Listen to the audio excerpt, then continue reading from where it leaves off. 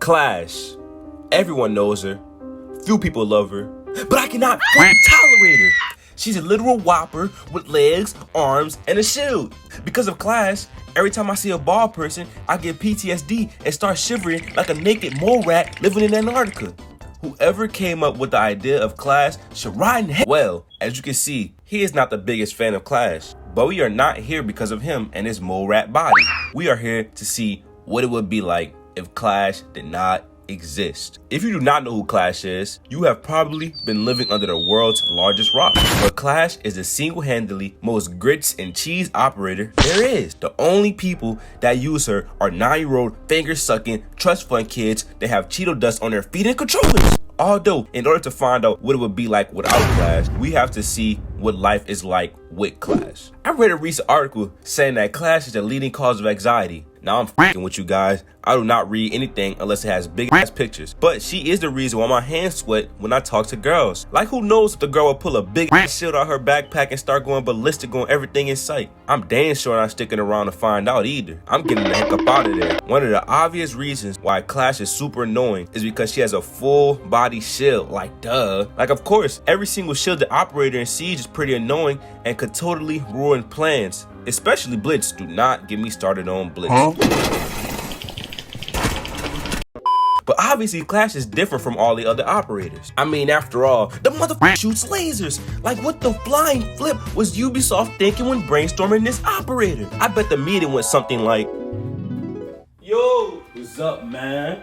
Bro, I play base wants a new operator, bro. You want another operator? Exactly. They never satisfied. How about an operator with a shield? That's gonna make them super mad, bro. Exactly. That's exactly the point. Ooh, and get that motherfucking lasers too. Yes! Yes, you deserve a raise. Yes, you deserve a raise. Why is this video funny, bro? I gotta like it, bro. And you should too. Okay. You are absolutely right. Obviously, Clash is not a bad operator. If she was a terrible operator, she would not be frustrating to play against. But most might be wondering, what is it like to have Clash on your team? Well, if you have Clash on your team, that either means one of the two things. The attackers have a free kill, or you're most likely about to have the easiest match of your life. Nice. This is because you're playing with a noob that wants to play like his favorite YouTuber, or you're playing with his favorite YouTuber. Although playing with a Clash on your team can have multiple benefits. For starters, we all know she has a bulletproof shield, but for some reasons, attackers still shoot at her like a numbnut, hoping a bullet will magically teleport through her shield. I just don't get it. This is good for defenders because you will be notified where enemies are via their gunshots and will allow you to prepare a flank. Not only is she good for this scenario, but she also slows down attackers by making them go the extra mile just to kill her, thus giving the attackers much less time to plant the diffuser, encouraging them to make more quick decisions under pressure. Do you see why this is so shit now? Do you know why I cry in my pillows harder than you cried when your crush curved you? I would rather swallow a pile of fire ants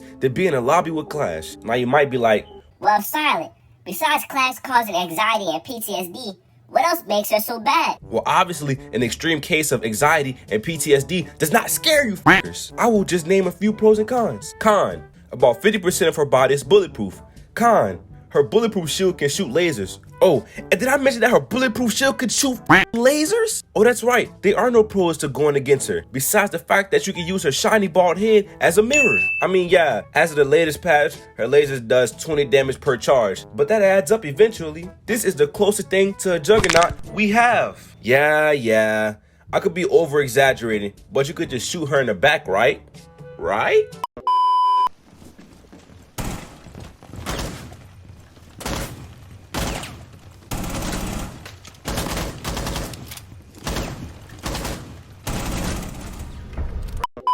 Alright, maybe that player is cracked and you do not see players like that too often, but they exist. Even normal Clash players are dangerous. Someone with decent skill could still make you want to headbutt a tree. All she have to do is keep her distance because from far away, she is literally impossible to freaking defeat. But of course, with a melee attack to the shield and some well-placed bullets or enough explosives, you could take her out of her misery. But what if we did not have to do all of that? What if Clash just simply did not exist? Well, for starters, I could finally go to sleep at night without having to have my Batman nightlight on. I hate forgetting to close my closet at night because I swear, class is going to pop out of my closet like a newly opened can of shaken soda. Like seriously, it's gotten so bad to where I want my mom to tuck me in at night, but I realize I'm 17 and the only person that can save me is Nomad's ability or Batman. But who cares about my struggles? We care about the Seed community as a whole. Even the teammates who voted to kick you just because you were about to steal their MVP spot. Like seriously, who is just as excited as I am that I can no longer get kicked from a match?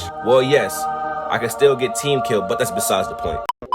Anyways, if class did not exist, we would not have to waste one of our bans on her in ranked and unranked. Therefore, I could ban that napkin of an operator calf more often. I hate when I'm doing so good in the game and she just sneaks up behind me and reveals my whole team's location for what feels like an entirety of the match. But the most exciting part would be that we would have had an operator in her place. I wonder what kind of operator it would have been. But overall, if she did not exist, we would not have gotten better as players. I know. You're probably looking at your phone like, how did this video turn into a cliche, look at the bright side type of video? And it did not. It was just that one sentence.